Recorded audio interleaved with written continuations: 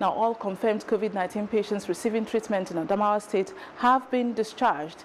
Commissioner for Health in the state, Abdullahi Isa, confirmed this while speaking with journalists on Tuesday.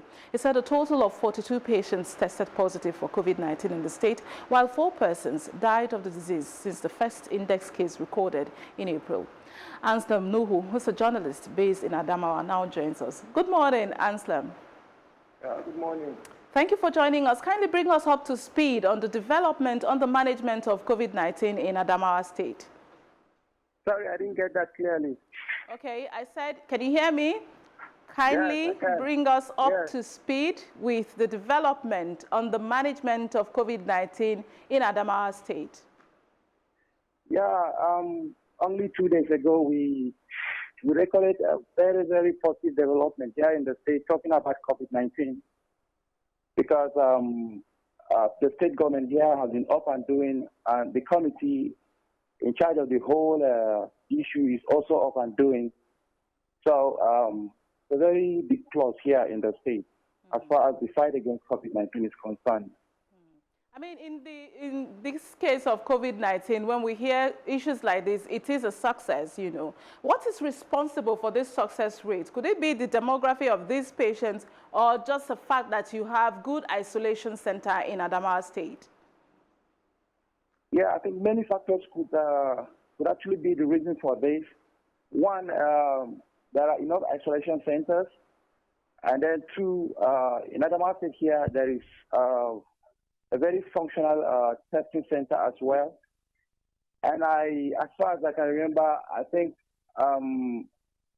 the committee in charge of the fight against COVID-19 and the state government here have been so proactive in the last few months, and they've engaged themselves in contact tracing. They've gone down grassroots villages to actually try to trace people that possibly were carrying this virus. And so by so doing, this giant stride actually has been achieved. So like I said initially, it's been a very serious effort put on ground to come about this development. Right. Anselm, there's been a lot of conversation around interstate travel. Now, what's the state's government strategy to protect its borders as the ban on interstate travel is about to be lifted on the 19th of June? Which is basically tomorrow. Yeah, it's true. Only yesterday I saw a committee also that is responsible for that having a meeting, and I tried to put 1 or 2 things together to see how best they can actually contain that if eventually borders are open. At the moment, as we speak, they are closed, and ever since they were closed in the first day, it's been so effective. But as it is now, there have been talks between government, the Adamawa State borders Taraba State on the one end, and Gombe State on the other end. And I know that state government here has been in talks with the government of these 2 states, so that they could have a successful transition, talking about opening of those borders. Before I let you go, Anselm, much as there's great success, if you like, in Adamawa State in this battle against COVID-19, what is the level of compliance to the guidelines by the residents in the state? Actually, in the last 2 months, it's been so good. It's been so great, even though along the line, there seems to be I'm sorry to use this word, nonchalance on the part of citizens. Before even, like I said, in the last 2 months, there was a very strict adherence to safety rules as given by NCDC, the use of hand sanitizers, hand washing, use of a face mask, adherence to social distancing and what have you.